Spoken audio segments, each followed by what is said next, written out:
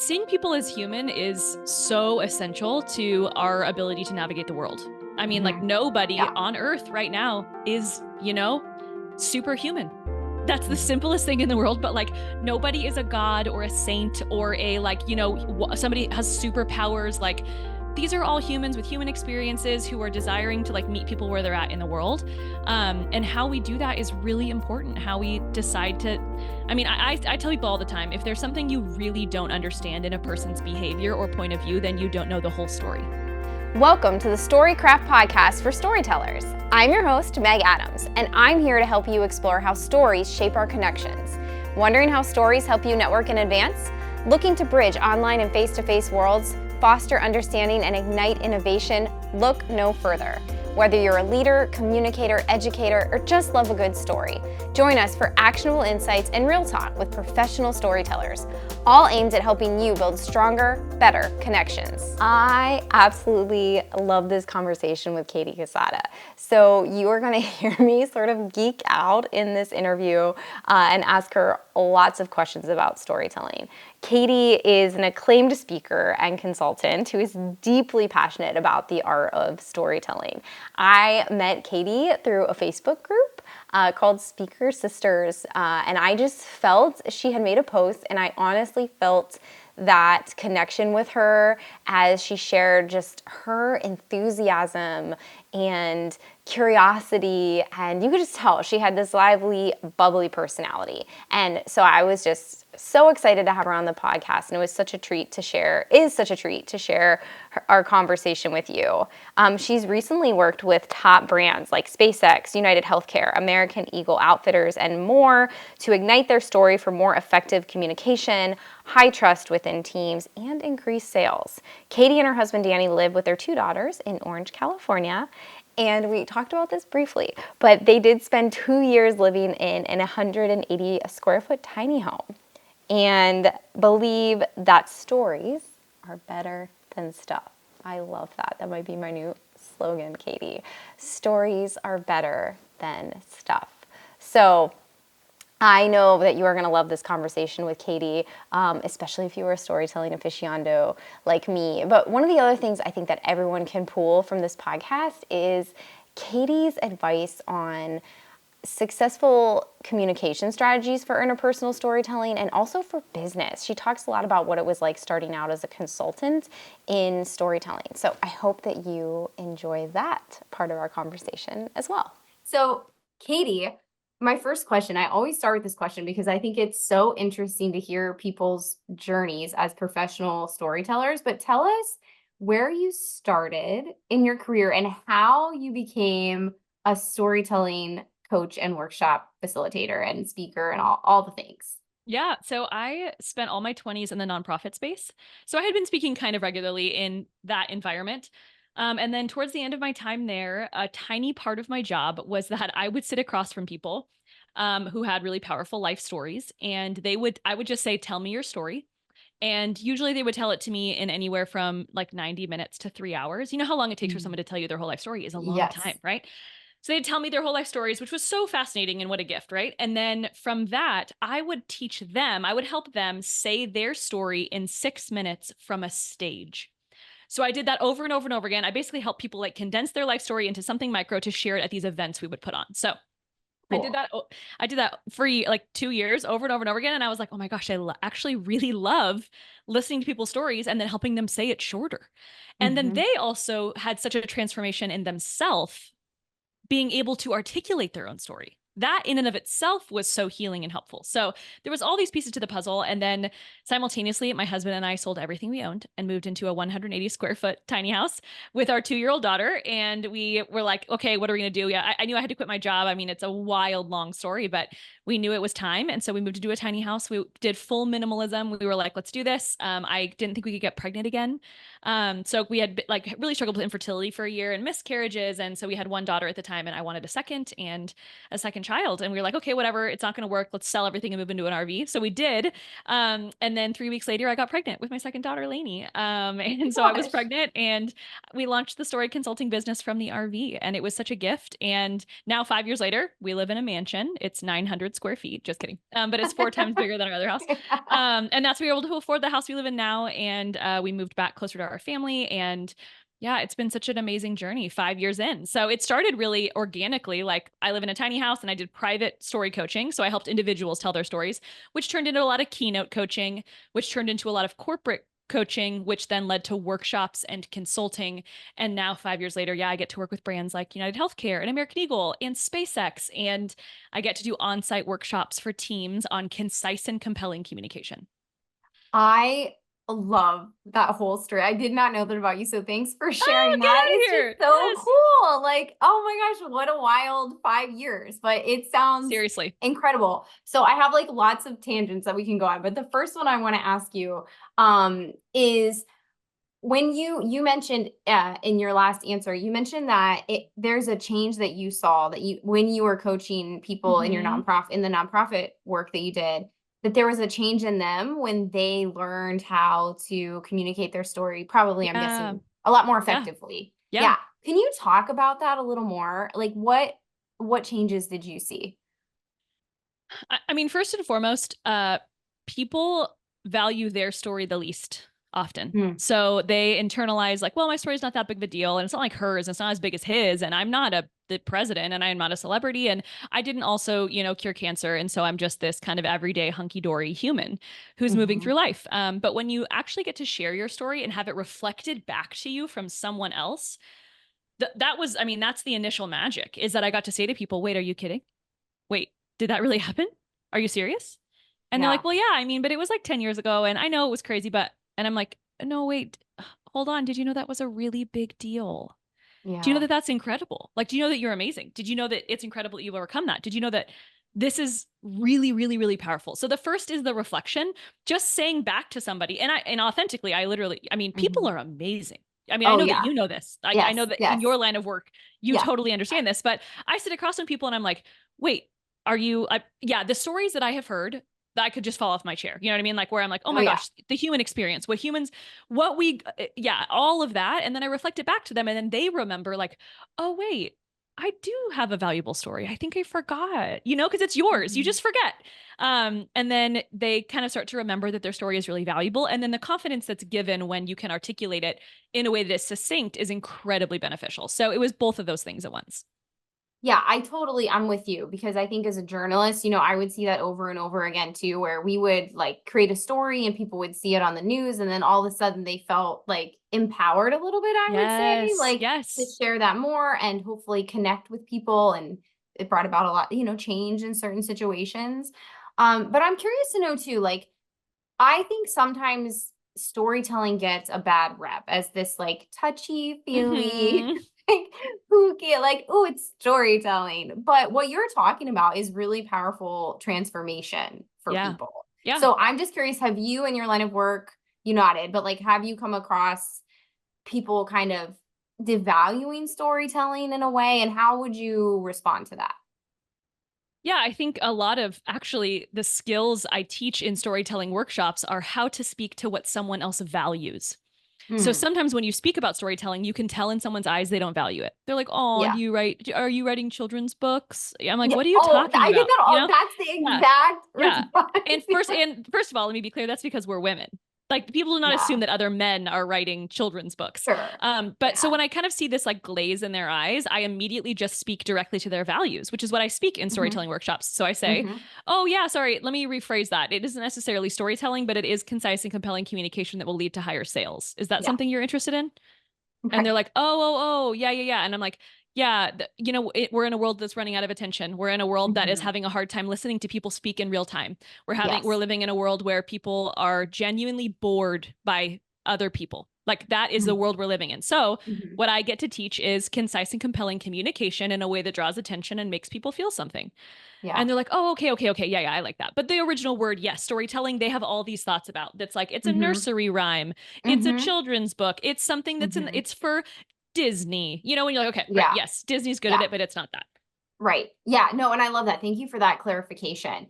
And I think that you also said like this is what we need. I mean, right now we're doing this interview and we're on the heels of like really what's getting to be sort of nasty presidential election. I feel like Yeah, every yeah, yeah. year Yeah. everybody says that. But one of the things that I was just having a conversation with someone this morning was about like the inability or it seems like, and you had mentioned this, people's inability to really see people as people, to just Yeah. recognize people as other human beings. And I think storytelling has a really big part to play in helping us connect.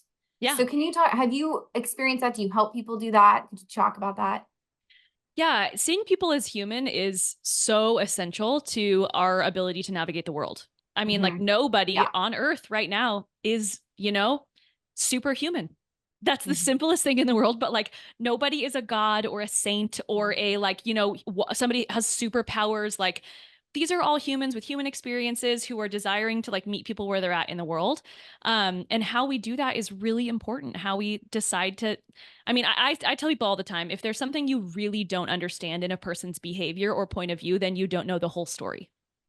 Period. Yeah. That's a Like, what a great way to say that, Katie. yeah, because you have to go at it with curiosity. I mean, Hmm. the older we get, I think as people, me as as a mom or in any, as I walk through the world, there's just the reality that when you are judging somebody, then you are, first of all, it's self-reflective on what you fear or think That's about your own true. story, Yeah. but second of all, you just don't know the whole story, with addiction or pain or Hmm. political point of view, or, Hmm. everyone is operating out of their own story, their core fears and their core desires. All of us Hmm. are. So if you don't Yeah. understand at all why someone is operating the way they are, you don't know the whole story. So kind of giving that grace, even though you don't agree, there's no need to agree, but there is a need for understanding. And that is really valuable. When you do corporate trainings, does this Mhm. ever come into play, like this culture piece about listening to people through storytelling? Yeah, absolutely. And a lot of that has to do with generations because Okay. generationally, older, white male CEOs or C-suite, or just people who have been in the business for a long time, but specifically that demographic, they come from a time when a lot of people were private with their Mm. life.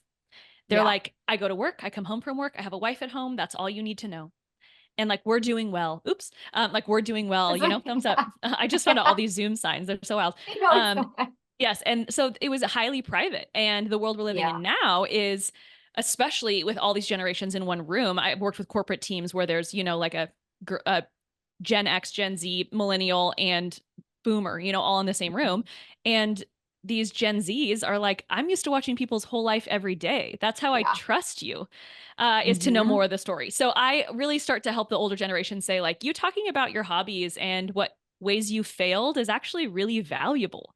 It's not like you're Hmm. bragging or Right. or like sharing something personal. It's actually how you build trust. Like these people are used to seeing people literally wake up in their bedroom and then go to bed every Yeah. day. Like it's like straight Yeah. Truman Show. You know what I mean? So like Yeah. how we balance that is really valuable.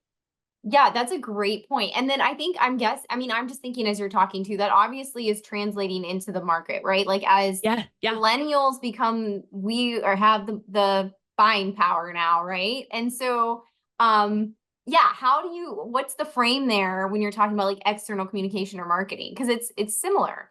yeah.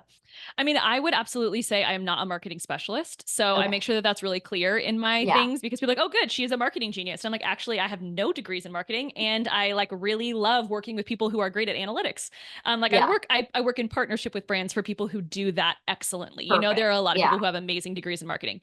The thing that I do is what can we create that will make someone feel something? Which I know Hmm. that's what marketing is also doing, but I think a lot of people have a much more strategic lens in the marketing space than I do. Okay. And I want to like, honor that and say, yes, that's the right thing to Yeah. do. The work that I do is way more interpersonal human connection, Hmm. and consistent communication. I mean, some of the teams that I've worked with, which has been so fun, are just how the marketing department talks to the other teams because the other teams are like, well, they're so good at telling, like I had a team say, well, marketing is so good at telling everyone their story. And then we're over here working way harder and we get no credit. And I'm like, oh, Not great. Good, good, listening. good. Yeah, Yeah. exactly. And I'm like, Hmm. and it just sounds like you're not talking about your work very often. No one can Yeah. read your mind. Marketing's just very Right. good at showing it. Right. Yeah, no, So that's a great. we did an episode with a former journalist who now is a communications consultant, and she had told us one of the things that they did. She works for the Department of Energy, and so they have all these big projects going on, Katie. And so she was like, I just created a little newscast. So I would go Cool. talk to all the engineers, and like again, like, but there it's like all these departments are now communicating with each other through story, and it's like quick. And I'm like, Cool. oh, that was such a good like example of like internal communication, like you're talking about, Yes. like people just Yes. getting used to maybe some of those older generations, but also, I think one of the other things that we haven't got to with storytelling yet is, especially in the workplace, is the vulnerability involved Yeah, in absolutely. a workplace situation. And sometimes I'm speaking from personal experience here too. I'm a little less like I'm a little less like apt to be vulnerable, even as a Yeah. professional storyteller, even Yeah. knowing the value and being very comfortable sharing my story. I'm a little kind of, ooh, Yeah. I got to read this environment. So can you tell us, do you have any advice for people who might be like me? Like, I can't really, it's hard to figure out that line of vulnerability in a workplace. Absolutely. I think the important link in that puzzle is having leadership that can set the stage and boundaries for healthy vulnerability and sharing. Mm, Because I don't think it's everyone's like saying to a workforce, everyone be vulnerable. right. Like Yeah. then, one woman is just crying on the floor, and then another man is like, do you guys want to know what happened in college? And then everyone's like, no, no, we don't. Like, TMI. yes, yes, yes, like shut it down. But the magical middle space is having a leader or an environment or even like a consultant come in and say, we're going to share one moment from our life that was meaningful and why. Yeah. Or we're going to take some time every week for the next year to draw a story prompt out of a hat at every meeting. And everyone Hmm. can share just that. So really like bowling, you really want to have the bumpers up and Yeah. so that That's a you good, can I love that yeah, analogy. like you really want to have those in there so that, and those Yeah. bumpers are like time, value, Hmm. connection, making Hmm. sure someone's in therapy. We speak from scars, not from wounds is something that I share in my workshops. Like that's a Hmm. ground rule for storytelling. You need to Yeah. share a story that has had some healing. It's not an open wound. We Right. speak from scars, Yep. not from wounds. So Oh, those pieces of the I like puzzle. that line. That's a Yeah. great line too. Yeah, you have to have that perspective too to know the meaning behind it. It's hard when you're Yes. going through it to be able to communicate that. That's Yes. a really good piece of advice.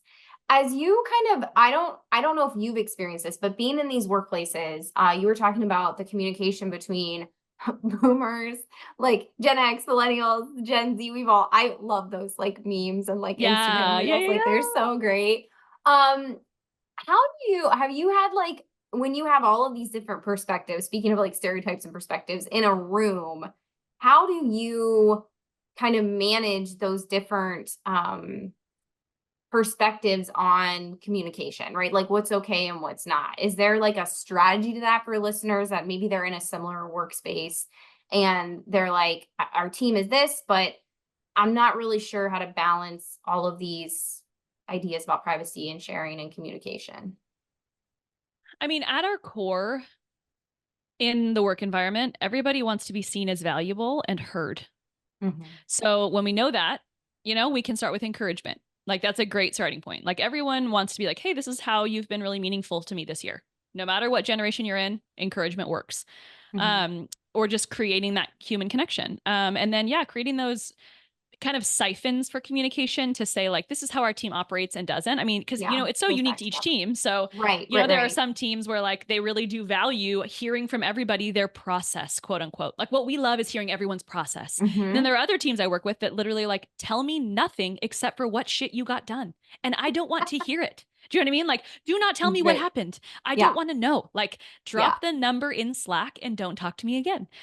So there's just, all those, you have to really ask the question, what is your team value? How do they operate? And then how do we communicate? So that's so specific to each and every team, but Right, every team can get better at more effective communication. Like that right. team that just says just the numbers, they probably need some human connection. And that Right. team, that says the whole process, they probably need to just say, here's your prompt, answer it. So thinking through that on both sides is really helpful. Yeah, that's a great way. I think that's a great way to approach it. It goes back to like your answer earlier about leadership, really setting those guidelines and boundaries around the storytelling. Because one of the things that I heard a while ago at a conference, somebody had said like, you want to be slow with people, you want to Mm-hmm. make sure that if they're, that you're, I think we all, to some extent, especially in today's like modern workplaces, we want to be efficient. And Yeah, sometimes we think efficiency is the best way to be effective, but absolutely. in reality, it's slowing down maybe and taking the time to build some of those relationships that will, in the long run, help you be more effective at communication. That's one of those Absolutely. like weird mind flips, right? And so I'm just Mhm. wondering, do you have any advice for people who might be in that like, okay, I'm here, I just need to be efficient and get my work done, and I don't want to talk to you. Like, what do you tell those people? Yeah. I mean, we know the research that people work with people they like. People Hmm. quit managers, not jobs.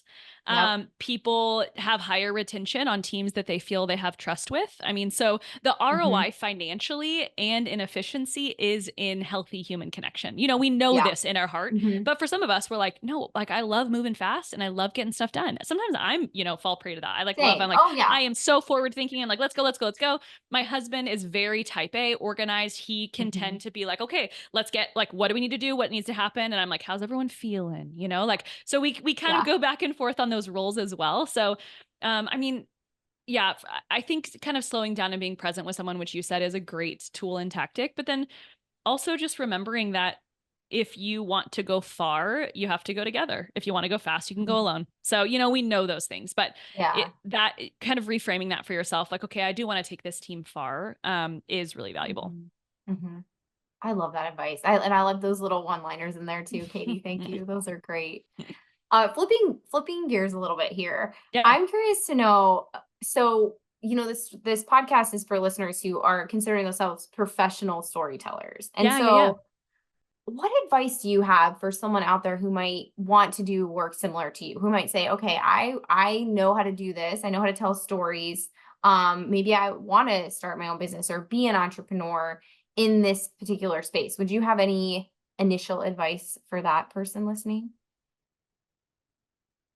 I mean, starting small and starting with what you can is really the only way to do it. I started Mhm. coaching somebody and I was like, they were like, how much are you an hour? I was like, I don't know. I think maybe $70. And they were like, oh gosh, okay. And I could tell they were disappointed. Like it was low. Mhm. I was like, oh Yeah, no, yeah. yeah, this Mhm. doesn't look good. Yeah, But yeah, I remember saying that and be like, well, I don't know. I literally, 3 weeks ago worked in nonprofit for 10 years. My yeah, degree is in pastoral absolutely. leadership. Do you know what I mean? Like I had Oh, never made yeah. money in my life. I was like, what happens now?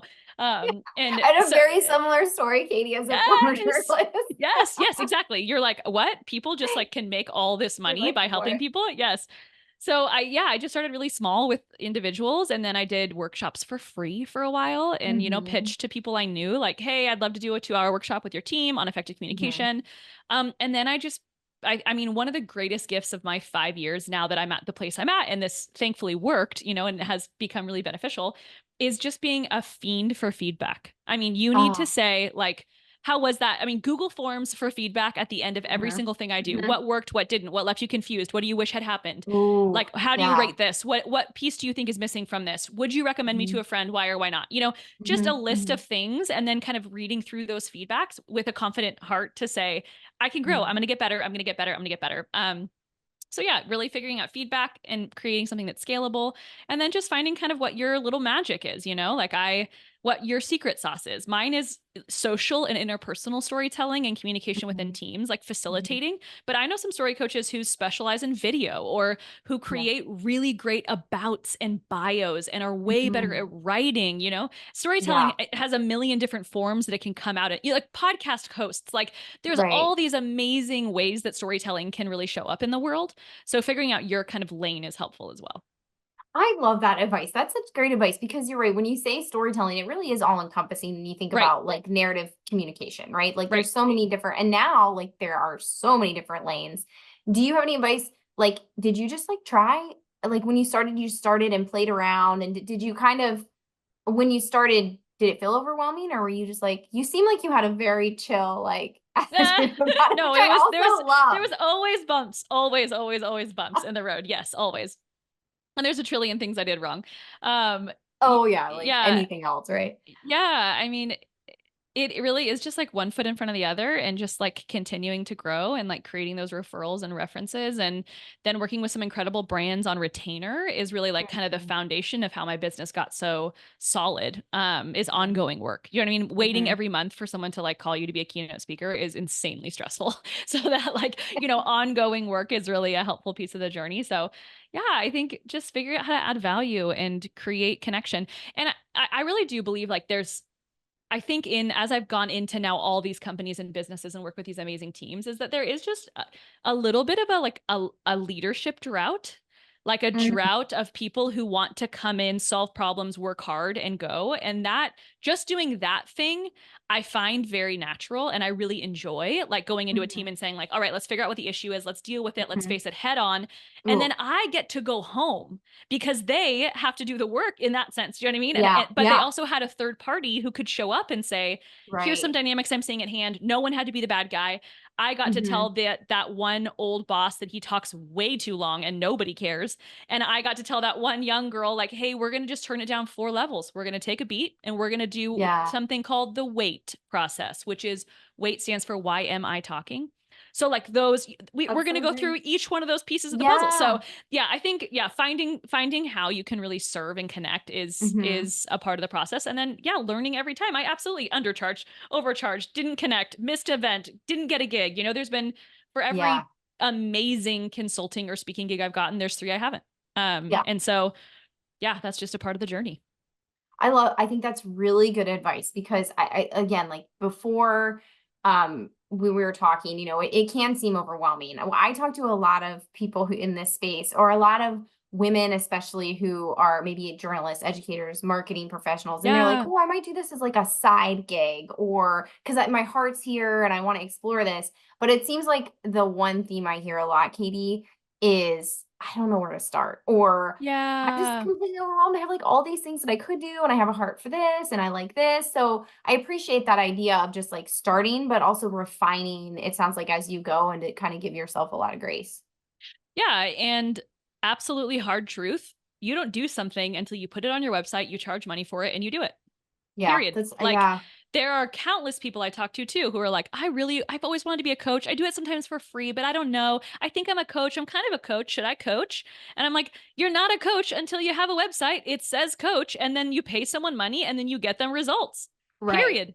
But you have to Yeah. start, you do have to Yeah. coach 5 people for free, and that's great. But at some Yeah. point, we really like the hurdle of like, oh no, I can't do this because I'm not good enough at it yet That's a is good. is so like, especially as women, I can't do this because I'm not good Mhm. enough at it yet. I'm like, how are you ever gonna get good at it? Thinking about it, like chatting with your friends about it? Right. No, Well, like I'm like my Achilles heel. I so like if I was getting my PhD, my dissertation chair, she's like, Megan, we need to stop reading now. yes, You yes, have to yes, stop the research and you yes, gotta write. And I feel like it's the same sentiment. Like at some point, you yes. just gotta go. Yes. And Yeah. I have the opposite issue. Like there is for sure many points in my life where I should have done way more research. And I should have like read way more. There's like, and I have Yeah. a current huge hurdle that I in the next couple of years I really want to write a book. And guess what? Oh, I hate writing. oh, we'll talk It's after this. my Achilles heel. So, yeah, I Yeah. think there is like the pendulum swings both ways, but Yeah. like in Strengths Finders quiz, my like Mhm. second one is activator. Like if I get a group of Oh, people in a room, okay. I'm like, okay, you do this, great, let's try it, figure it out. Yeah. Like the world will, I love to tell entrepreneurs, like the world will not come crashing down if you have a client and you don't do well, and then it's a bummer, and then you owe them Yeah. their 50% deposit, and then it ends. Guess what happens? Nothing. You learn from it, Yeah. you move forward, just keep Ugh, doing yeah. shit. Do you know what I mean? Like That's a just, great yeah. Just keep learning, right? Like that's what yes, we learn. I think that's the idea that everybody talks about, like learn from failure. But like yes, part of it is to just like hearing someone like you say that that's been yeah, very successful. And I think that's going to help hopefully a lot of people to normalize that part of being a business yes, owner. Like you said, like it's okay. It's yeah, okay. That's how you learn. yeah. And you cannot learn from failure unless you fail. Yeah. Unless you're Like, out there doing right? it. And some of us, yeah, they're like, what I'm gonna do, never fail. And I'm like, fantastic. But then what? So then you don't do anything? Like, it's just that cycle that we're all caught in. But I really do think Yeah. they're like having that Yeah, there is a lot of risk. There is a lot of reward. One of my friends, when I was starting this whole business, she said to me, which I will absolutely never forget, and I think about it all the time. And now it's 5 years later. I was like about to get this speaking gig, and I was like, oh my gosh, this is such a big deal. Like, what if I work with this company? This is an amazing brand. I was like really fired up about this thing, and I was Hmm. brand new. It was like my first brand that I was going to work with. It was a name people would know. It Yeah. wasn't like Yeah. Dental Associates of Santa Ana. It was like, Right. going to be this like bigger thing. Hmm. And I Hmm. was talking to her all about it, and I was like, oh my gosh. And she said, Katie, that is so exciting. That is so great. But just so you know, in entrepreneurship and in like, individual businesses like this and the work you're doing, you are never allowed to think the next thing is the thing. It is Mm. only a thing. And for some reason, that I was like, oh my gosh, the next thing is never the thing. It's Mm-mm. just a next thing. Right. And that's it. That's a great, oh, this goes to another thing and Yes. another And thing and yes, another yes. thing. And then there's not a bunch of Oh, eggs in any basket. I've or absolutely, pressure. You can release yes. that. Yes, and I've totally worked with brands where I was like, oh my gosh, this is going to maybe be my future. Maybe I'm going to Mhm. be, this is incredible. This is the most exciting thing I've ever done. This is the most money I've ever made, or this team is going to literally change my life. And when those loops happen, I say to myself, oh, this is just a thing. I release all Mm. that pressure, and then I get to show up, do well, and leave. And if they never call me again, it's okay. It was just a thing. And if they Oh, keep calling me back, that's great. It's just a thing. And that kind of part of the process is very helpful. that's a beautiful piece of advice for entrepreneurs, Katie, especially in a space. I think of the flip side of that with storytelling too. Um, like two questions out of that Yeah. are going through my head right now. Yeah. The Yeah. first one is failures make a great stories. Like my Absolutely. old TEDx talk was like Absolutely. me screwing up, like me Yes. not doing what I Yes. study, in other words. And Yes. I think that there's a beauty in, I think, lessons. Like the hardest lessons are usually the ones where, like you said, there's a mirror on us, or Yes. we learn something, but that's what we share, right? To Yes. like help Yes. others forward. So I wanted to say that. But the other thing that I was thinking about was, do you think that there's like, I was talking to somebody about this today too, in the age of social media, like, and I'm getting into brand storytelling now, Katie, Yeah. which is, we have these curated stories. Like everybody's Mm, trying to put their best foot forward. And I think in yes. some regard that does add to that, what you were just saying, that pressure of like, it has to be. It has to be, because at the same time you're thinking it has to be my next big thing, you're also Yeah. comparing yourself to the person who's, 5 years ahead of you, Yeah. So do you have like, have you have any thoughts on that? Like, as we kind of like, we're all just, there's stories all the time just Yeah. coming at us. Yeah. I think that I think that desire for perfect curation does come from the same paralyzing fear of inadequacy. Those are kind of what we've been talking about a second ago.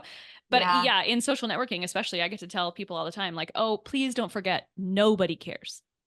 Nobody cares. Like, that Yeah. yeah, when I post something on socials and I'm like, oh gosh, that was not my best reel. That was a bummer. Look at that weird sound. My hair is funny. What do I look like that? And then I remember that someone is on their phone, and for 1 second, they will watch my video and then they will scroll past it and forget it forever. And Yeah. it just doesn't matter. Like, This is the best I advice we heard. yes, it I just love doesn't it. matter. It doesn't matter, because I really do believe if we put all this pressure on curated storytelling, then you can go work at Pixar. That's where Yeah. that works. Yeah. Like, Yeah. if you want to work at Pixar, if you want to work at these, like, these brands that right now are telling stories that are like, they spend 5 years on a 1 hour movie.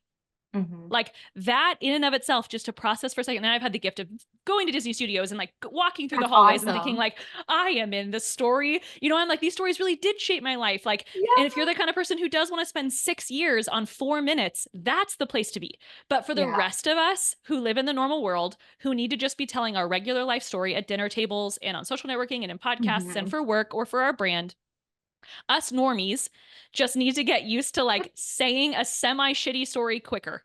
Yeah. So would your advice be, like, what I'm hearing you, and I love that, by the way, I'm gonna repeat this for myself, as a recovering perfectionist. Yes, yes, yes. Yeah. So would your advice be to just get yourself out there? Cause like we were talking about earlier, in the same respect, like when you need to try things for your business, you need to try telling your story. Right. And do you Yeah. think, here's the follow up to that. Do you think social media is an okay place to do that? I mean, what types of, how would you, so maybe a better way to ask this question, Katie, would be like, how would you advise people who are starting to create their brand story or tell their story via their brand on social media? I mean, let me start with a really important fact once again that I am not a social media manager. That I am, I am so loosey So let's goosey say on the this, like, Instagrams. Yeah. I let's mean, say the my goal of the brand is interpersonal connection, right? Just to yeah, build a yeah, yeah, network out. yeah, Yeah. yeah. I mean, not being on social media is a wild thought, so I'm like, don't do that. But yeah, I mean, a couple things are immediately come to my brain. Number one, the internet is the wild, wild west. So just know that Absolutely. there is no rules, there are no games, and you can't win. It is just like a confetti popper, is how I like to view it. Like, like a birthday party confetti popper. Yes. And everyone in the room is like opening their confetti Ready. popper. And Yeah. there's like a billion people. And some of them are trying to catch the tiny red squares. Some of them are trying to catch the yellow squares. You don't know what Mm. anyone's doing. And everyone's just in a dark room catching confetti. Like that's the internet, right? And Also, so really great metaphor. I yes. love So it. that is what we're all doing here. So yeah. So in that sense, yes, shoot off your confetti popper and put yourself out there, and definitely, definitely, definitely stop not putting yourself out there because of your aunt or Yeah. your Oh, that's friend who's huge. so Right. judgmental, right? Like Right. most people actually stop telling their story because of the people in their most inner circle, when the people that can help Hmm. the most is their outer circle. So, Yeah. that kind of barrier is important. But then on the flip side, I believe, and this has been my own experience, which I have seen be true across the board for my friends who have built successful companies or entrepreneurs or, in businesses in general, is that you just cannot beat human connection. So Yeah. people hire people they know, period. Hmm. Like Hmm. like 80% of my business, 80% of my business is from referrals or interpersonal connections, period. My Yeah. business has, yes, I do get those magical 20%. I get people who find me on Instagram from one reel, Hmm. and I get to work at their brand, and it's amazing and memorable, and that's Hmm. fantastic. But 80% is a friend who said to a friend, this workshop was good, or I met them at a children's birthday party, my children's birthday party. Love And we're that. at the birthday. And I'm like, what do you do? I'm a storyteller. He goes, oh, no way. That sounds good. I really need that for my team. We're not very good at talking to each other. Great. Okay, we'll talk to you later. Yeah, so good to meet you. Tell me about yourself. Yeah. Like that thing. Yeah. So Yeah. practicing it Practice the there. interpersonal Yes. Yeah. communication. Yeah. Yeah. That's a good way to put it. Yeah. I love that too. So would you suggest, like, I know one of the things you and I did. So here's a good example. Like, we're in one of the similar, we're in a Facebook Yeah. group, and I saw your story and I was like, oh, I Yeah. just seem like we have really similar interests. I asked you Yes. for like a Zoom meeting, but there's that interpersonal communication again, right? It's not Yes. necessarily, I'm going to follow you and like I did that stuff Yeah. too. But oh, I'd really like to just have a conversation with Katie and find out more about what she does. Like, would you encourage people Yes. to do, like, is time better spent there? Like, that's what I'm hearing you say, but I don't want to confuse it. Yes. Yeah. 100%. Anything you can do to build relational connection is how you continue to refer and grow and connect. I Hmm. absolutely know people who all they do is post online and send to their email list. Those are the two things they do. And that has an ROI. It works. Hmm. But then yeah, getting out and going to networking events in your city or putting on your own Yeah. events. There's so many Yeah. ways to like get people and meet people and connect with people. So I think doing both of it is really valuable. And yeah, just starting to it really is just about doing it. Just try, see which one is Hmm. better for you. I Hmm. I also know people who make reels that don't even have talking, and it's just them typing on their computer every day, and they're doing very well. And I'm like, well, that is great. Yeah. Yes, I'm like, Yeah. I am so happy for you, because guess what? I want everyone to win, but I Yes. don't film B-roll of myself all day. I don't, I'm like, Yeah. my brain doesn't work like that. Hmm. So how we figure that out is it's just a reel, to each their own, trial and error, figure it out, put stuff out there and go from there. I love that too, because I think that really brings us like full circle back to storytelling as just a Hmm. piece of it's a way that humans have communicated for Right. thousands of years. We're just in like the next iteration of storytelling. I think the internet and social media, like, I love the confetti popper. I'm gonna use Yeah. that. Like, that's such a Yeah. good one. But yeah, it is like, I always remind people, like, we don't have the perspective on that yet. It's like Yeah. when the printing press came out, you would imagine people are like, oh my gosh, or like the radio and the TV. And now we've kind of blown the top on that. So I really like the sentiment of figuring out what works for you and where you're comfortable, but just start doing something. Just start Yes. getting out there with your Yes. story. Yeah. Yeah. And I say all the time, I really do believe one of my core values in life is that the greatest stories are told around dinner tables. Yeah. So like we can look for stages and platforms and podcasts and Instagrams, but like when we talk about like the science of actually how people view the world, Mhm. they view the world they are most influenced by how they view the world by who's at their dinner table. Hmm. So because of that, that's where our most valuable stories are told. That's where we really should actually be discussing, connection and politics in the Exactly. world Yeah. and how we feel Yeah. like, and the work we Yeah. do and why it matters and Mhm. listening and really actively engaging, because that's where people actually start to change their mind is, when you're sitting across from someone. I love that. One of the things that I've been talking about or thinking about too, Katie, is like story collection or story exchange. Because I think we Yeah, talk a lot about like storytelling, but there's not as much focus on listening or like absolutely. that story exchange has to occur for that magic that you're talking about to Yes. really happen. For me to feel that all the things that we study and know about storytelling, we Yeah. need that connection piece. Like I'm not going to feel that from someone talking at me, or I mean Right. sometimes that can happen on stage, but I Yeah. think that's rare. I think Right. that the beauty of it, the physiological parts of it certainly aren't going to happen unless you're, Right. you know there with somebody. So I appreciate that too. Well, I mean, what you just said reminds me of one of the things that I talk about is story seeking, which is exactly what you're Mhm. saying, just with different words. But that, like a couple years ago, I was like, oh man, my grandma is like the matriarch of my entire family, and I've never asked her like about Mm, her life or her story. yeah. And she has such interesting markers in her life that are so transformative. Like Mhm. 40 years ago, she got sober as like a housewife in the 50s, and Oh, wow.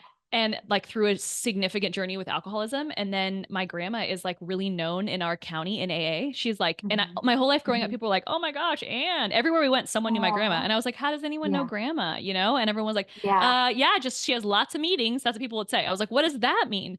And I just was Yeah. like, oh wait, it's actually our job to seek and find our stories in our life that shape us. Mhm. So I started to ask her about it and really like become a story seeker intentionally. And I think that is, Mhm. I mean, the greatest stories are told, like the greatest storytellers are interested before they're interesting is one of my Yes. ground rules. Yep. So Mhm. going through all those things is really important just to remember to be wildly interested in the stories of others. Yeah, I love that. I had a similar my grandpa, like, he passed, but I'm so glad I did this. He had, like, fallen and hurt his hip, and I Wow. had, like, a similar like, I was like, this man, he built a house at 73, like, he was just Wow. Yeah, yeah, that yeah. in my mind, Yeah. you know what I mean? Like, Yeah. he's tall, so my grandpa Yeah. and, I saw him get kind of frail, and I was Yeah. like, "Oh my gosh, I've never talked to him about his life." Like, I've Yeah. seen like you said, there's these snippets, but I Hmm. haven't and I got a camera, and for, like, 20 minutes at a time, I'd go see him, and I just roll it, and we would just talk, and Amazing. What a yeah, gift. yeah, it is a gift, it's a beautiful gift. Yeah. I couldn't go I mean, yeah, took me years to kinda look at it, but that is one of the most, like, best decisions I ever made. I'm like, I'm so Yes. glad that I Yes. decided to take that time and that I have these stories. And Absolutely. voice is so powerful. That's such a just Hmm. it's very emotional to go through them and listen to them. It's like this really crazy magical gift, Katie? Like, Yes. so yeah, I Yes. think that's a great advice for people too. Like, think about the people in your own lives who, like you said, Hmm. have shaped you, whether that's friends or family, and ask them. You don't have to record it, but I mean, you can just ask them about their stories. So, what a great piece of advice. Thank you. A good Hmm. reminder for all of us too, I think. Yes. Yes. Yeah. So we always have a round of sort of like rapid fire questions at Cool. the end. There's three of them. Okay. Right. The first one is, what is your favorite story? It could be book, a movie, a song, poetry, like whatever form of Whoa. story. This one always gets people, or I'll give you the qualifier. Okay, great. Favorite story at the moment. I tell Yes, people that fantastic. too. That is very helpful. I like that you just referenced the music in there. I don't think I think of that as often as stories, but storytelling Hmm. in music is absolutely one of my great life joys. And my husband was Yeah. a drummer, and that's kind of Oh, one of our cool. that music is like a, shared Yeah. joy. We go to concerts all the time for both of us. Uh-huh. So that's an interesting thing to think about my favorite story being a song. I'd never thought about that. I mean, I loved Inside Out too. I was like, oh wow, this Me was too. very, very, very well done in the brain. And it was like, should I go back to therapy? Do I do inner child work? You know what I mean? It left me walking away thinking like, oh my No, gosh, Katie, yes, I have referred to that movie yes, so many times in conversation since. yes, I mean, yes. my husband and I were talking about it this morning. I was like, It's like that scene in Inside Out where Yes. anxiety's like running everything. Like that's how I Yes. feel. Yes, exactly. But the personification of that process. Yes. Yeah, no, I love the first Inside Out, but yeah, Yeah. the Inside Out 2, same. I was Seriously, impressed. rose the bar. I was like, oh wow, there's so much here for me to unpack in every one of those emotions. Yeah. Every one of them. I was like, I need to do work on this. So I'll Mhm. go with that as my favorite story of today. I love that. Great, great job. I would agree with you. That's an awesome one. And then the second question is, what's the best piece of storytelling advice you've received? You gave us a ton, by the way, or the worst piece of advice you've ever heard about storytelling that you need to warn people about, like, hey, don't do this thing. So either or. Um, I mean, I think the worst piece of storytelling advice is wait to tell your story until it's perfect. I think that's like Mm, such a joke and a sham. I'm like, mhm. okay, what are you talking about? Like the perfect about me. Nobody cares. Don't read your cue card in front of us. Do you know what I mean? Like, no, just talk it out and connect with people. So we have Chat GPT for that. Do you know what I mean? We do not need to write perfect things anymore that you memorize. Um, Yeah. so that would probably be the worst. The best piece of storytelling advice. I mean, there's so much that I Yeah. have like I love storytelling books and podcasts and so yeah, there's so much that comes to mind. But I think maybe at its core, it's just that like you really are never going to be a good storyteller. So what I'm thinking about is Ira Glass, who's like, Oh, a yeah. genius. Yeah. Yeah. Yes. And his quote, the greatest stories are told by those who have heard the most of them. Mhm. Like that being a story collector is first and foremost important. So Mhm. I think that that is very, very valuable in the process that we actually get to see the whole world as a story we're collecting and we're Mm, curious about. So I think that that's probably how, because of that, because that's how I think I naturally had seen the world. My job mhm. became like so fast and fun. So I think that that piece of the process is really helpful. I love that. Yeah, my husband and I will joke because we're both former journalists, but we still do the storytelling work too. But we always joke like we know a little bit about a lot of things because Yes, of people's absolutely. stories. We don't know a Yes. lot about one thing, but we know a little bit about Yes. lots of things because we talk to Yes. people all the time and it's so fun. Yes. That's so good. Yeah, no, I love that. That's awesome advice. And then the final question is, how do you define storytelling in your own words? I would say storytelling is human connection. It Mhm. is your ability to articulate your thoughts, which is how you exist in the world. So, yeah, it's like the human experience rolled out. Love that. That's great. Thank you. So before we go, Katie, tell our Yeah. listeners if they have loved you and want to work with you or find out more Yeah. about you, what's the best way for them to do that? Yeah. I have a website, katiequesada.com. My last name is Q-U, like quesadilla, Quesada, Mhm. Quesada. That's my website, Katie Quesada. That's my Instagram. That's all the things. It's clean Great. across the board. So you can check Nice. that out there. And then I have a course called Story School where I go through 15 modules of how to tell a better story, what your story is, how to find it, your story map, identifying your core values in your storytelling. So we go through all of it, like how to start Nice. speaking, what it looks like to turn that into something else. So, yeah, Story School is live on my website and it's a course I have and it's a great way to get started. Awesome. Well, thank you so much for your time. This has been so great, Katie. Yes, thanks for having me, Meg. It's so great to be here and so fun to talk about storytelling with a fellow storytelling geek like me. We're so glad you've listened to this podcast episode. If you liked it, would you mind doing us a favor? Share this episode with someone who would be interested in the topic too. We're on a mission to help everyone become a better storyteller. And don't forget to subscribe to the show to get updated every time we release a new episode. Each and every episode is produced, hosted, and edited by us, Meg and Kyle Adams at Home Place Creative.